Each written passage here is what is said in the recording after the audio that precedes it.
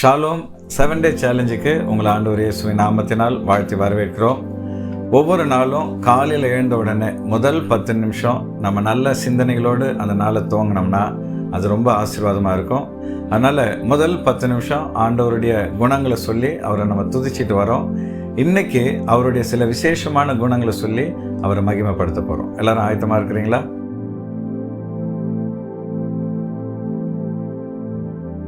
உலகத்தில் இருக்கிற ஒவ்வொரு மனுஷனுக்குள்ளேயும் அவன் வாழ்க்கையில் ஏதாவது ஒரு நேரத்தில் இந்த கேள்வி நிச்சயமாக வரும். கடவுள்னு ஒருத்தர் இருக்கிறாரா? அவர் யார்? அவர் எப்படிப்பட்டவர்? அப்படின்ற கேள்வி நிச்சயமாக அவங்களுக்குள்ள வரும். அந்த கேள்விக்கு பதில் அளிக்கும்படி தான் கடவுள் தம்முடைய ஒரே பேரான குமாரனாகிய இயேசுவை இந்த பூமிக்கு அனுப்பினார். கடவுளுடைய குணம் என்னன்றதை ஆண்டவர் இயேசு வெளிப்படுத்தினார்.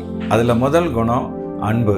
இந்த உலகத்தில் உண்மையான அன்பை தேடி மனுஷங்க ஓடிட்டு இருக்கிறாங்க. ஆனால் அன்புனா என்ன அப்படின்றத ஆண்டவர் இயேசு சிலுவையில் வெளிப்படுத்தினார். அதனால தான் வேதம் சொல்லுது, நாம் பாவிகளாக இருக்கையில் கிறிஸ்து நமக்காக சிலுவையில் மரித்ததினாலே தேவன் நம்மேல் வைத்த அன்பை விளங்க பண்ணினார். கண்களை மூடி அந்த அன்பான தேவனை நம்ம மகிமைப்படுத்துவோம். ஆண்டவரே, இந்த உலகத்தில் அன்பை தேடி நாங்கள் ஓடுறோம்ப்பா. ஆனால் பல நேரத்தில் வெறுப்பும் கசப்பும் தான் எங்களுக்கு கிடைக்குது. ஆனால் அன்பு அப்படின்னா நீங்கள் சிலுவையில் அதை வெளிப்படுத்தினீங்க. உங்களை சிலுவையில் அரைஞ்சவங்களையும் நீங்கள் நேசிச்சிங்க. கர்த்தாவே, தாயை போல, தாயை விட மேலான அன்பை நீங்கள் வெளிப்படுத்துகிறீங்க. அந்த அன்புக்காக உங்களை நாங்கள் மகிமைப்படுத்துகிறோம்ப்பா. அந்த அன்பான தெய்வமாகிய உம்மை நாங்கள் உயர்த்துகிறோம், ஆராதிக்கிறோம், உம்மை நாங்கள் துதிக்கிறோம் அப்பா. ஆமேன், ஆமேன், ஆமேன். ரெண்டாவது, ஆண்டவருடைய இரக்கத்துக்காக அவரை நம்ம துதிக்க போகிறோம். இந்த உலகத்தில் இரக்கம் அப்படின்னா அது ஆண்டவர் இயேசு தான் அடையாளமாக இருக்கிறார். அதாவது மெய்ப்பனில்லாத மக்களை பார்க்கும்போதெல்லாம் அவர் மனதுருகினார் அப்படின்னு சொல்லி வேதம் சொல்லுது. கண்களை மூடி இரக்கமுள்ள அந்த நல்ல ஆண்டவரை நம்ம துதிக்கலாமா? கர்த்தாவே, நீர் இரக்கமுள்ள தெய்வமாக இருப்பதற்காக நன்றி செலுத்துகிறோம். இயேசுவே, நீங்கள் இந்த பூமியில் இருந்த பொழுது அப்பா, ஒவ்வொரு மனிதர்கள் படுகிற கஷ்டங்களை பார்க்கும்போதெல்லாம் மனதுருகினீர். ஆண்டவரே, அவர்களுக்கு எல்லா வகையிலும் உதவி செஞ்சீங்க. நோயாளிகளை சுகமாக்குனீங்க. கர்த்தாவே, வேதனையோடு வந்தவங்களுக்கு ஆறுதல் கொடுத்தீங்க. எல்லாத்துக்கும் மேலே பிசாசு பிடியில் இருந்தவங்களை விடுதலை ஆக்குனீங்க. அவங்களுடைய ரட்சிப்புக்காக உங்கள் உயிரியை கொடுத்தீங்க. மனதுருக்கமுள்ள இப்படிப்பட்ட நல்ல தேவனை நாங்கள் மனதார ஸ்தோத்திரம் பண்ணுகிறோம். ஆண்டவரே, நீர் இரக்கமுள்ள தெய்வம் அப்பா. இரக்கம் காண்பிக்க தகுதி இல்லாத எங்கள் வாழ்க்கையிலே உம்முடைய இரக்கத்தை வெளிப்படுத்துவதற்காக உம்மை நாங்கள் துதிக்கிறோம் அப்பா, ஸ்தோத்தரிக்கிறோம் அப்பா, உம்மை நாங்கள் உயர்த்துகிறோம் ஆண்டவரே. ஆமேன், ஆமேன், ஆமேன். மூணாவதாக பார்த்தீங்கன்னா, நம்ம ஆண்டவர் இயேசு சாந்தமுள்ள தெய்வம். இந்த உலகத்தில் மனிதர்கள் கோபக்காரங்களாக இருக்கிறாங்க. நம்ம ஏதாவது சொன்னால் வெடுக்குன்னு பேசிடுறாங்க. ஆனால் ஆண்டவர் இயேசுவை தேடி சின்ன பிள்ளைங்க கூட வந்தாங்களாம். ஒரு டைமில் சீஷர்கள் அவங்கள தடை பண்ணின பொழுது, சின்ன பிள்ளைங்க என்கிட்ட வரதை தடை பண்ணாதீங்க, பரலோக ராஜ்யம் அப்படிப்பட்டவர்களுடையதுன்னு சொல்லி அந்த பிள்ளைங்களை அணைச்சி ஆசீர்வதித்து அனுப்பி வச்சார். அவ்வளவு சாந்தமுள்ள ஒரு தெய்வத்தை நம்ம ஆராதிக்கிறோம். கண்களை மூடி அவரை நாம் துதிப்போம். ஆண்டவரே, இந்த உலகத்தில் எங்களை சுற்றிலும் கோபம் உள்ளவர்கள், எரிச்சல் உள்ளவர்கள், வைராக்கியம் உள்ளவங்களை நாங்கள் பார்க்குறோம். ஆனால் நீங்களோ சாந்தமுள்ள தெய்வமாக இருந்தீங்கப்பா, தாழ்மையுள்ள தெய்வமாக இருந்தீங்க. சின்ன பிள்ளைங்க கூட உங்ககிட்ட வந்து ஆசீர்வாதம் பெறக்கூடிய விதத்தில் நீங்கள் எளிமையாக இருந்தீங்கப்பா.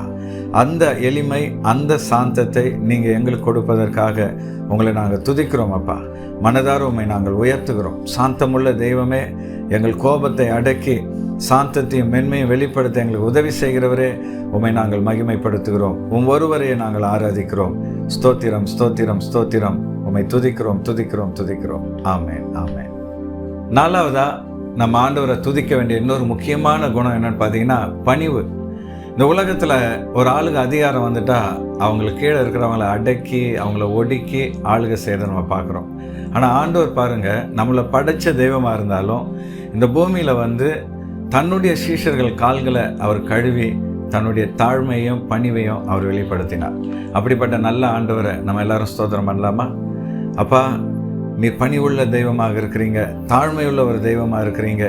இந்த பூமியில் எங்களை ஆண்டவரே அதிகாரம் பண்ண வரல, எங்களுக்கு உதவி செய்ய வந்தீங்க, எங்களுக்கு சேவை செய்ய வந்தீங்கப்பா. உங்களுடைய சீஷர்கள் கால்களை கூட நீங்கள் கழுவுனீங்களே, அதே போல் பணிவும் தாழ்மையும் எங்கள் வாழ்க்கையில் நீங்கள் தரதுக்காக உங்களை நாங்கள் துதிக்கிறோம் அப்பா. எங்களுக்குள்ளே இருக்கிற மேட்டிமைகள், ஆண்டவரே கர்வங்கள், பெருமைகள் எல்லாவற்றையும் எடுத்து போட்டு உம்முடைய சமூகத்தில் தரைமற்ற எங்களை தாழ்த்துகிறோம் ஆண்டவரே. நீர் ஒருவரே பணிவுள்ள தெய்வம், தாழ்மையுள்ள தெய்வம். உம்மை போல சிலுவையின் மரண பரியந்தம் உங்களை தாழ்த்தினது போல நாங்களும் எங்கள் வாழ்நாள் முழுவதும் எங்களை தாழ்த்த நீர் கொடுக்கிற கிருபைக்காக நன்றி செலுத்துகிறோம். ஒருவரையே நாங்கள் ஆண்டவரே உயர்த்துகிறோம் அப்பா. நன்றி நன்றி நன்றி ஆண்டவரே. ஐந்தாவதா நம்ம ஆண்டவரை துதிக்க போகிற விஷயம் என்னன்னு பார்த்தீங்கன்னா கீழ்ப்படிதல். இன்னைக்கு பார்த்தீங்கன்னா சின்ன பிள்ளைங்க கூட அப்பா அம்மாவுக்கோ டீச்சர்ஸ்க்கோ கீழ்ப்படியதில்லை. ஆனால் பிதாவுக்கு சமமாக இருந்தாலும் அவருக்கு சமமாக இருக்கிறத கொள்ளையாடின பொருளாக எண்ணாமல் மரண பரியந்தம் இயேசு தன்னை தாழ்த்தினார் அப்படின்னு சொல்லி வேதத்தில் சொல்லப்பட்டிருக்கிறது. அவர் தன்னை தாழ்த்தினதுனால எல்லாத்துக்கும் மேலே பிதா அவரை உயர்த்தினார். ஆகவே அந்த தாழ்மை நமக்குள் வரும்படியாக நம்ம எல்லாரும் அப்பாவை துதிப்போம். ஆண்டவரே, நீர் பிதாவுக்கு சமமானவராக இருந்தாலும் கடைசி வரை கீழ்ப்படிஞ்சிருந்தீங்கப்பா. உங்கள் வாழ்க்கையில் பிதாவின் சித்தத்தை செய்கிறதே என்னுடைய உணவுன்னு சொல்லி எல்லா வகையிலும் பிதாவுக்கு கீழ்ப்படிஞ்சு அவரை நீங்கள் மகிமைப்படுத்தினீங்கப்பா. அதே போல் நாங்களும் எங்களுக்கு மேலே இருக்கிறவங்க பெரியவங்களுக்கு கீழ்ப்படிய, பெற்றோருக்கு கீழ்ப்படிய, ஆசிரியர்களுக்கும் ஊழியர்களுக்கும் கீழ்ப்படிய, மேலான அதிகாரங்களுக்கு கீழ்ப்படிய எங்களுக்கு பலன் கொடுப்பதற்காக உம்மை நாங்கள் மகிமைப்படுத்துகிறோம். ஆண்டவரே, நீங்கள் எங்களுக்கு நல்ல ரோல் மாடலாக இருப்பதற்காக உம்மை துதிக்கிறோம். உம்மை போல நாங்கள் எல்லா வகையிலும் கீழ்ப்படிய, உம்மை போல எல்லா வகையிலும் பிதாவின் சித்தத்தை செய்ய நீர் கொடுக்கிற கிருபைக்காக உம்மை மகிமைப்படுத்துகிறோம். உம்மை ஸ்தோத்தரிக்கிறோம், துதிக்கிறோம், உயர்த்துகிறோம் அப்பா. ஆமேன் ஆமேன் ஆமேன். ஆறாவதா நம்ம ஆண்டவரை துதிக்க போகிற விஷயம் என்னன்னு பார்த்தீங்கன்னா மன்னிப்பு. இந்த உலகத்தில் மன்னிப்பு அப்படின்ற அந்த கான்செப்ட் பைபிள்லேருந்து தான் உருவாச்சு. அது மாத்திரம் இல்லை, சில நேரத்தில் நம்ம நேசிக்கிறவங்கள கூட நம்மளால் மன்னிக்க முடியாமல் கஷ்டப்படுறோம். ஆனால் தன்னை சிலுவையில் அரைஞ்சவங்களை கூட பிதாவே இவர்களுக்கு மன்னியும், இவங்க என்ன செய்கிறாங்கன்னு தெரியாமல் செய்கிறாங்கன்னு சொல்லி ஆண்டவர் இயேசு அவங்கள மன்னித்து அவங்களுக்காக வேண்டிக்கிட்டார் பாருங்க. அங்கே தான் அவர் எப்படிப்பட்ட தெய்வன்றதை நம்ம புரிஞ்சுக்கிறோம். கண்ணை மூடி மன்னிக்கிற அந்த தெய்வத்தை நம்ம எல்லாரும் ஸ்தோத்திரம் பண்ணுவோம். ஆண்டவரே அப்பா, நீர் மன்னிப்பதில் தயை பெருத்த தேவனாக இருப்பதற்காக உம்மை நாங்கள் துதிக்கிறோம். ஆண்டவரே, இந்த பூமியில் நாங்கள் எப்படி மற்றவங்களை மன்னிக்கணும்னு சொல்லி சிலுவையில் எங்களுக்கு ஒரு நல்ல முன்மாதிரியை வச்சதுக்காக உம்மை துதிக்கிறோம் அப்பா. நாங்களும் உம்மை போல மன்னிக்கிற குணம் உடையவர்களாய் வாழ எங்களை பலப்படுத்துவதற்காக உம்மை நாங்கள் துதிக்கிறோம். நாங்கள் செய்த எவ்வளோ பாவங்களை எங்களுக்காக மன்னிச்சிங்கப்பா. நாங்களும் மற்றவங்களை மன்னிக்க எங்களுக்கு பலன் தரதுக்காக உம்மை மகிமைப்படுத்துகிறோம், உம்மை உயர்த்துகிறோம், உம்மை ஸ்தோத்தரிக்கிறோம். ஒருவருக்கே துதி கன மகிமையை ஏறெடுக்கிறோம். ஆமேன் ஆமேன் ஆமேன். ஏழாவதா கடைசியாக நம்ம ஆண்டவர் எதுக்கு துதிக்க போகிறோம்னா அவருடைய நேர்மைக்காக. அதாவது இந்த உலகத்தில் பார்த்தீங்கன்னா எங்கேயும் நீதி இல்லை, நேர்மை இல்லை, அநியாயம் அக்கிரமம் பெருகிட்டு இருக்கு.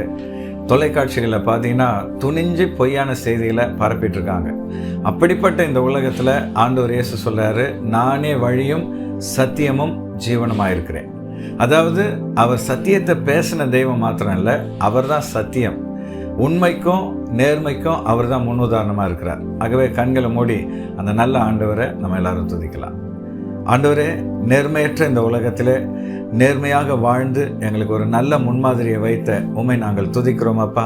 இந்த உலகத்தில் எங்கே திரும்பினாலும் பொய், பித்தலாட்டம், அநியாயம், அக்கிரமம் பெருகி கொண்டிருக்கிற இந்த நாட்களில் நானே மெய்யான தெய்வம், நானே சத்தியம் என்று சொன்னீங்கப்பா. நீங்களே சத்தியமாக இருக்கிறீங்க. நீங்கள் ஒருவரே சத்தியத்தை பேசுகிற தெய்வமாக இருக்கிறீங்க. உங்களை போல நாங்களும் சத்தியத்தை பேச, நேர்மையாய் வாழ, எப்பொழுதும் உண்மையாக இருக்க எங்களை பலப்படுத்துவதற்காக உம்மை துதிக்கிறோம் அப்பா. எங்கள் உள்ளத்தின் ஆழத்திலிருந்து உம்மை மகிமைப்படுத்துகிறோம், உம்மை உயர்த்துகிறோம். ஒருவருக்கே எல்லா துதி கனம் மகிமை நாங்கள் ஏறெடுக்கிறோம். ஆமேன் ஆமேன் ஆமேன். கடவுள் எப்படிப்பட்டவர் அப்படின்னு சொல்லி இந்த உலகத்தில் மனுஷங்க தேடிட்டு இருக்கிற இந்த நாட்களில் கடவுள் இப்படி தான் இருப்பார்னு சொல்லி நமக்கு ஆண்டவர் இயேசு அதை வெளிப்படுத்தி இருக்கிறார். ஆகவே இன்னைக்கு அவருடைய குணங்களை சொல்லி நம்ம அவரை துதிச்சது மாத்திரம் இல்லை, அவரை போல மாறணும்னு சொல்லி நம்மளை ஒப்பு கொடுக்கலாம். நிச்சயமாக இந்த 7 Day சேலஞ்ச் உங்களுக்கு ஆசீர்வாதமாக இருந்திருக்கும்னு சொல்லி விசுவாசிக்கிறோம். இது உங்களுக்கு பிரயோஜனமாக இருந்திருந்தால் லைக் பண்ணுங்கள். இன்றைக்கி நம்ம ஆண்டவர் இயேசுவை துதிச்ச எந்த கேரக்டர் உங்களுக்கு ரொம்ப பிடிச்சிருக்குன்னு சொல்லி கமெண்ட் பண்ணுங்கள். அது மாத்திரம் இல்லை, உங்கள் ஃப்ரெண்ட்ஸ்க்கும் ரிலேட்டிவ்ஸ்க்கும் இந்த வீடியோவை ஷேர் பண்ணுங்கள். அவங்களும் ஆசீர்வதிக்கப்படுவாங்க. கர்த்தர் உங்களையும் ஆசீர்வதித்து இந்த நாள் முழுவதும் உங்கள் கூட இருந்து உங்களை வெற்றியுள்ள ஒரு மகனாக மகளாக மாற்றுவார். Thank you and God bless you.